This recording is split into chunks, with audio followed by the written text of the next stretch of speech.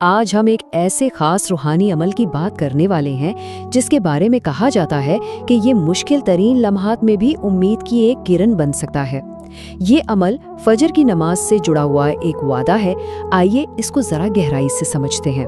زندگی میں کبھی کبھی ایسے موڑ آ جاتے ہیں جب لگتا ہے کہ بس سب راستے بند ہو گئے ہیں، دل بے چین ہوتا ہے اور ایسا محسوس ہوتا ہے کہ دعائیں شاید سنی ہی نہیں جا رہی۔ یہ وہ کیفیت ہے جس سے ہم میں سے بہت سے لوگ گزرتے ہیں۔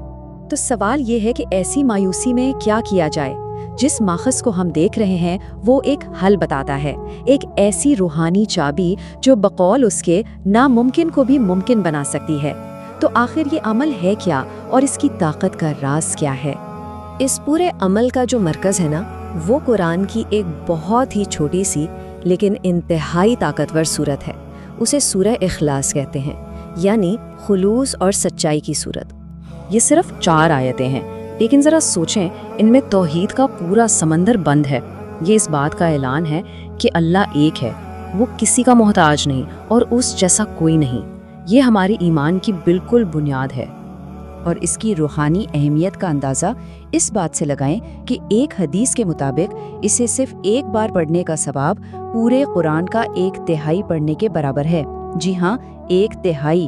یہ اس کی عظمت کو ظاہر کرتا ہے۔ اچھا، تو اس عمل سے جڑے وعدے کیا ہیں؟ سب سے پہلا وعدہ ہے رزق کا۔ ماخذ یہ کہتا ہے کہ اس عمل کی برکت سے اللہ رزق کے ایسے خزانے کھول دیتا ہے جہاں سے انسان کو گمان بھی نہیں ہوتا۔ دوسرا وعدہ ہے فتح اور غلبے کا، یعنی اگر کوئی مشکلات میں گھرا ہو یا مخالفین کا سامنا ہو تو یہ عمل ان پر قابو پانے کا ایک ذریعہ بن سکتا ہے۔ پھر ایک اور وعدہ بہت خوبصورت مثال سے سمجھایا گیا ہے۔ کہا گیا ہے کہ اس عمل کے بعد اگر اللہ سے رحمت مانگی جائے، یہاں تک کہ بارش کی دعا کی جائے، تو وہ بھی قبول ہوتی ہے۔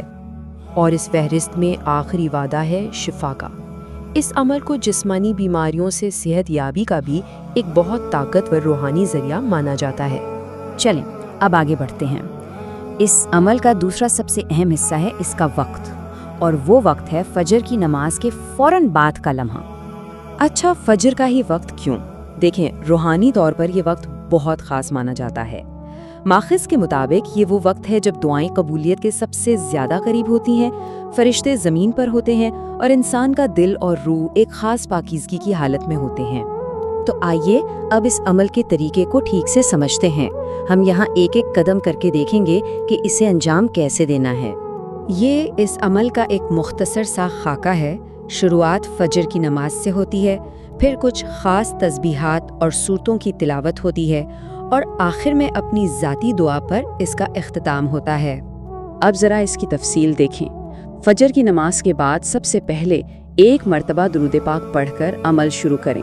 اس کے بعد ایک پوری تسبیح یعنی 100 مرتبہ سورہ اخلاص پڑھنی ہے۔ پھر اللہ کے ناموں یا وہابو یا رزاقو یا کریمو کی ایک تسبیح، اس کے بعد ایک تسبیح استغفار کی یعنی اللہ سے معافی مانگنے کی، اور آخر میں پھر سے ایک بار درود پاک اور 1 مرتبہ سورہ مزمل کی تلاوت کرنی ہے۔ دیکھیں، کسی بھی روحانی عمل میں طریقہ جتنا اہم ہوتا ہے اتنی ہی بلکہ شاید اس سے بھی زیادہ اہمیت نیت اور یقین کی ہوتی ہے۔ تو اب بات کرتے ہیں اس عمل کی روحانی بنیاد پر، یعنی ایمان اور خلوص پر۔ ماخذ اس بات پر بہت زور دیتا ہے کہ ہر عمل کی قبولیت کا انحصار نیت پر ہوتا ہے۔ اس لیے یہ عمل شروع کرنے سے پہلے دل میں یہ بات پکی ہونی چاہیے کہ یہ سب کچھ صرف اور صرف اللہ کی رضا اور اپنی جائز ضروریاتوں کے لیے کیا جا رہا ہے۔ یہاں 2 طرح کی ذہنیت میں فرق سمجھنا بہت ضروری ہے۔ ایک طرف ہے مکمل یقین اور خلوص کے ساتھ صرف اللہ کی خوشی کے لیے کیا جانے والا عمل، اور دوسری طرف شک، دکھاوا یا صرف آزمانے کی نیت سے کیا جانے والا عمل جس کی کوئی روحانی قدر نہیں ہوتی۔ اب بات آتی ہے کہ اسے کتنے دن کیا جائے۔ تو ماخوذ یہ کہتا ہے کہ اگرچہ کبھی کبھی پہلے ہی دن نتیجہ نظر آ جاتا ہے، لیکن بہترین نتائج کے لیے اسے کم از کم 7 دن یا پھر 21 دن تک لگاتار کرنا چاہیے۔ چلیں اب ہم اپنے اس موضوع کے اختتام کی طرف بڑھتے ہیں اور اس روحانی عمل کے پورے پیغام کو سمیٹتے ہیں۔ ماخذ میں اس عمل کو ایک استعارے سے بیان کیا گیا ہے کہ یہ کرنے والے اور اللہ کے درمیان ایک نورانی پل کی طرح ہے، جس کے ذریعے دعائیں اور حاجات سیدھی عرش تک پہنچتی ہیں۔